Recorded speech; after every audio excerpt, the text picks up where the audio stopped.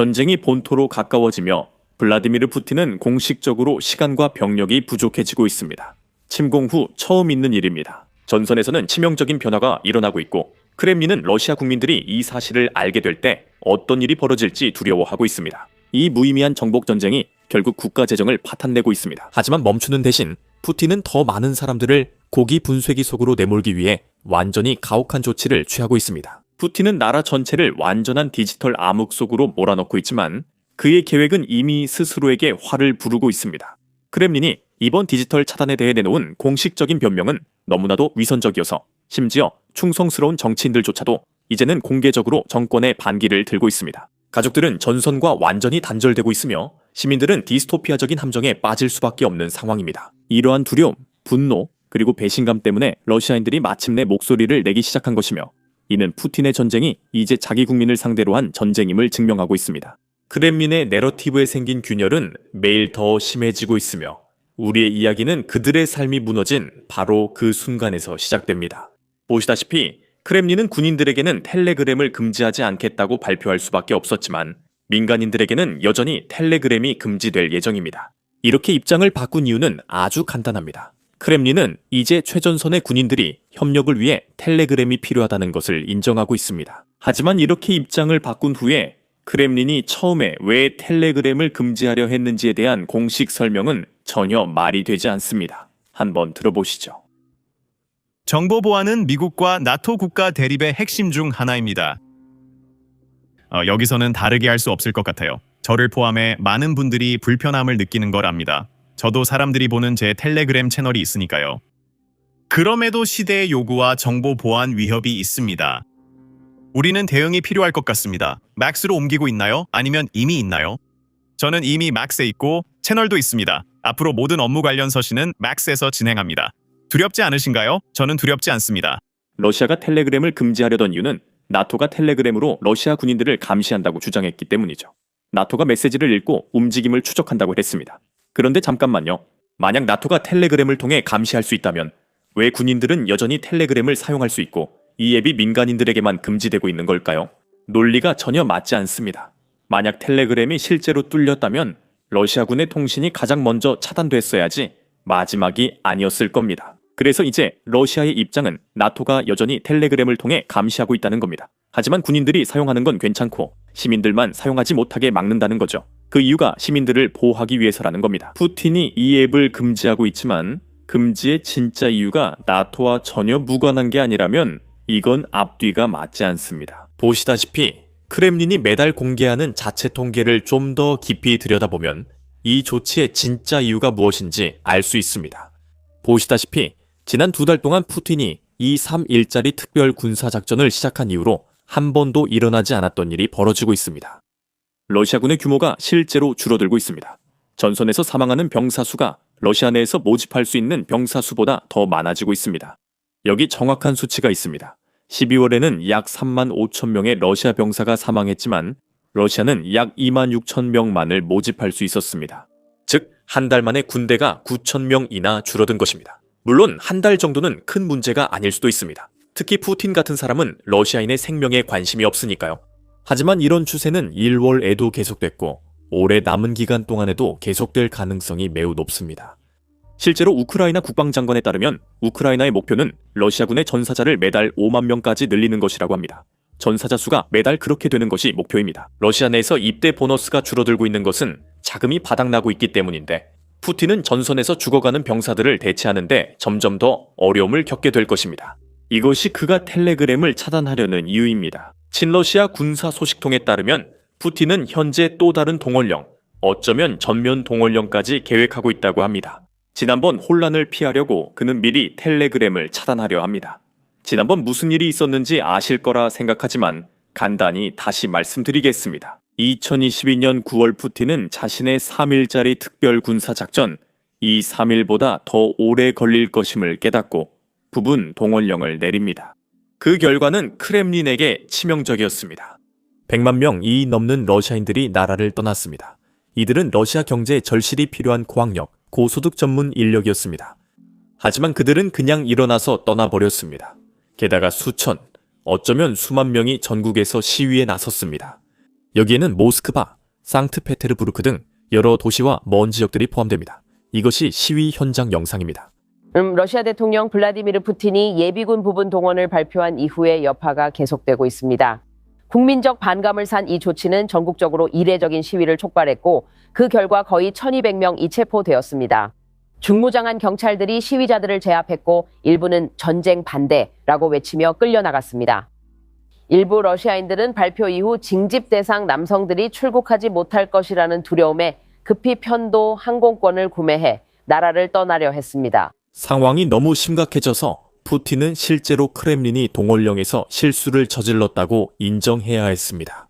지금 여러분에게는 그게 별로 대단하게 들리지 않을 수도 있습니다. 하지만 러시아에서 특히 푸틴 같은 정치인이 공개적으로 실수를 인정하는 것은 정말 드문 일입니다. 이것은 이번 동원령이 얼마나 엉망이었는지 보여줍니다.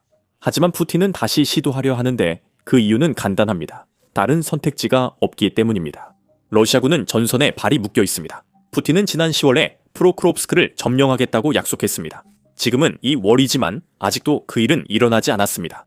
러시아는 매달 수만 명의 병사를 잃고 있고 푸틴은 병력이 필요합니다.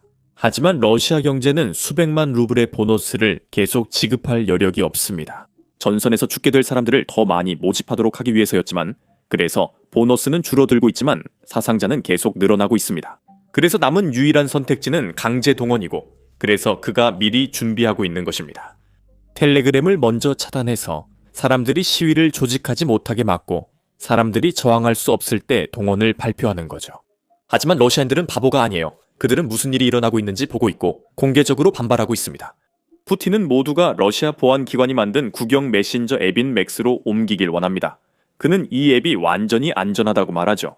아무도 이 앱을 해킹할 수 없다고 합니다. 하지만 일반 러시아인들은 이렇게 반응합니다. 이는 러시아 틱톡 거리 인터뷰 내용입니다. 맥스요? 절대 안 됩니다. 맥스로 바꾸는 건 죽어서나 할 일입니다. 이건 말도 안 돼요. 데이터 유출에 아무 보호도 없습니다. 그러니까 초등학교 5학년만 돼도 당신을 해킹할 수 있다는 거예요. 끔찍하고 불쾌하며 맥스는 정말 별로예요. 우리는 넘어가지 않을 거예요. 그건 스파이웜이니까요. 우리는 그런 거에 가입하지 않아요. 다음엔 어떻게 할까요? 느려짐을 우회할 방법이 있나요? 비둘기로요? 계속 사용하실 건가요? 저는 계속 사용할 생각인데 만약 완전히 차단된다면 맥스로 전환하는 것도 고려하고 계신가요? 예를 들어서요. 저도 맥스 사용 중인데 차단 안 될 거예요. 맥스는 절대 당장은 안 써요. 반대해요. 아직도 텔레그램 쓰세요? 네. 가능한 한 계속 사용하고 있어요. 지금은 영상은 없어요. 메시지만 주고받고 있어요. 물론 계속할게요. 이 일로 도덕적 피로를 느끼시나요? 네, 아주 커요. 정말 커요. 저는 이것이 정보를 검열하려는 시도라고 봅니다. 예를 들어 맥스나 텔레그램 채널 하나만 남겨서 국가에 이익이 되는 정보만 제공하는 것입니다. 제 생각에는 그게 다지만 VPN도 있고 프록시도 있잖아요. 저는 전선에 있는 지인들이 많은데 그들은 이 차단에 대해 매우 불만이 많아요. 그게 제가 말할 수 있는 전부입니다. недовольны этой блокировкой. Вот. 앞으로 어떻게 하실 계획인가요? 텔레그램을 계속 사용하실 건가요? 아니면 예를 들어 맥스로 바꾸실 건가요? 저는 어떤 상황에서도 맥스로 바꾸지 않을 겁니다. 앞으로도 텔레그램을 사용할 거예요. 저는 유료 VPN을 사용합니다. 지금은 모든 게 아주 좋습니다. 마지막 부분이 정말 중요합니다. 수백만 가정의 전선에 나가 있는 군인들이 있습니다. 그들이 연락을 유지할 수 있는 유일한 방법이 텔레그램입니다. 푸틴은 민간인에겐 텔레그램을 금지하지만 군인들은 계속 사용 중입니다. 그렇다면 가족들은 우크라이나에서 싸우는 사랑하는 이들과 어떻게 연락해야 할까요? 그럴 수 없습니다. 바로 그렇기 때문에 많은 러시아인들이 이에 분노하고 있습니다. 심지어 러시아 정치인들조차도 이 이유로 공개적으로 금지 조치를 비판하고 있습니다. 여기 한 러시아 국회의원이 이 조치가 얼마나 심각하게 역효과를 낼 것인지 설명하고 있습니다. 한번 들어보시죠. 누가 그렇게 말하는지. 누가 느려졌나요? 텔레그램인가요? 최전선으로 가서 피를 흘리고 있는 친구들을 위해 특별 군사작전에 합류하세요. 이게 그들이 가족과 사랑하는 사람들과 연결될 수 있는 유일한 방법입니다. 당신들은 지금 뭐 하고 있습니까? 바보들인가요? 저는 있는 그대로 말합니다. 당신들은 바보입니다. 지금 뭐 하고 있습니까? 사람들이 텔레그램을 통해 특별 군사작전을 위한 기금을 모으고 있습니다. 많은 사람들에게 가족과 사랑하는 사람들과 소통할 수 있는 유일한 방법은 텔레그램 채널을 이용하는 것입니다. 네, 맥스는 훌륭한 메신저지만 사람들이 무엇을 사용할지 스스로 결정하게 둡시다. 그들이 선택하나요? 다시 한번 말하고 싶습니다. 이런 짓을 하는 사람들은 비열한 자들입니다. 비열한 자들입니다. 사람들이 그곳에서 러시아와 러시아 세계를 위해 목숨을 바치는데 당신은 지금 무엇을 하고 있습니까? 정신 차리세요. 이 사람은 반대파 인사가 아니라 푸틴 정부의 일원으로 이것이 재앙이라고 말하고 있습니다. 그렇다면 크렘린은 이에 대해 어떻게 대응하고 있습니까? 그들은 선정아들에게 이 금지를 긍정적으로 포장해 정부가 국민을 보호하는 것처럼 보이게 하라고 지시하고 있습니다. 러시아 국영TV에 전달된 새 지시 사항을 들어보시죠. 자, 들어보시죠. 환상을 버립시다. 아니, 진짜로요. 텔레그램에 대한 분노와 고통의 모든 표현을 읽어봤어요. 편리함에 대한 이야기, 그리고 그 영향에 대한 저의 편리함에 대해서도요. 전선에서는 마치 그게 전선에 있는 것 같아요. 텔레그램의 문제점이 뭐죠? 하나밖에 없어요. 텔레그램은 편리한가요? 네, 아주 편리하죠. 제가 그걸 좋아하나요? 네, 좋아합니다. 법을 따라야 합니다. 제가 GPS를 얼마나 좋아했는지 아시잖아요. 정말 믿기지 않았어요. 하지만 오세티아에서 오세티아를 위해 전쟁이 시작됐을 때 사람들이 더 이상 죽지 않게 하려고 그 전쟁은 조지아를 상대로 평화로 이끌기 위한 것이었어요. 미국인들은 즉시 GPS를 차단했고 그들은 또한 우리의 위치를 노출시키고 있었어요. 그리고 이것이 푸틴이 안보라는 이름으로 자기 나라를 망가뜨린 첫 번째 사례는 아니에요. 그는 모스크바와 상트페테르부르크를 포함한 모든 러시아 도시에서 GPS도 꺼버렸어요. 그는 우크라이나인들이 정유소와 유류 저장고로 드론을 유도하기 위해 GPS를 사용하고 있다고 주장합니다. 이제 러시아인들은 도시기를 찾지 못해 매우 불만이 많이 더며 이 장면은 러시아 소셜미디어에서 가장 화제가 된 영상 중 하나입니다. 몇 달 전에 여러분께 이 영상을 보여드린 적이 있지만 혹시 못 보셨다면 다시 볼 가치가 있습니다. 여기 있습니다. 간단히 말해 그들은 영상을 이렇게 만듭니다. 길을 몰라 차를 문까지 몰고 갑니다. 오늘 중요한 회의에 멋지게 차려입었는데 당신을 만나서 정말 행운이에요. 이렇게 된 게 정말 행운이에요. 저는 할 수 없고 이 내비게이션이 시내에서 안 돼서 거기 못 가요. 그리고 당신은 어떻게 생각하세요? 저는 1시간 동안 크렘린 궁전을 돌았지만 원하는 곳으로 갈 수 없었어요. 그리고 정말로 다시 돌아갈 수도 없어요. 정말 못하겠어요. 제 말 이해하시죠? 지금 모스크바 순환도로로 가서 차를 돌리려고 해요. 당신을 곁에 두고 싶어요. 저는 거기에 가야 하지만 어디서 꺾어야 할지 몰라서 갈 수 없어요. 머리로는 아마 왼쪽이나 오른쪽으로 가야 할 것 같다는 건 이해해요. 왜냐하면 트베르스카야에는 명확하게 회전할 곳이 없으니까요. 보시다시피 저는 계속 돌다가 결국 완전히 길을 잃었어요. 정말 말도 안 되는 일이에요. 저는 그냥 1시간 동안 운전했어요. 1시간이나요. 그러니까 과장하는 게 아니에요.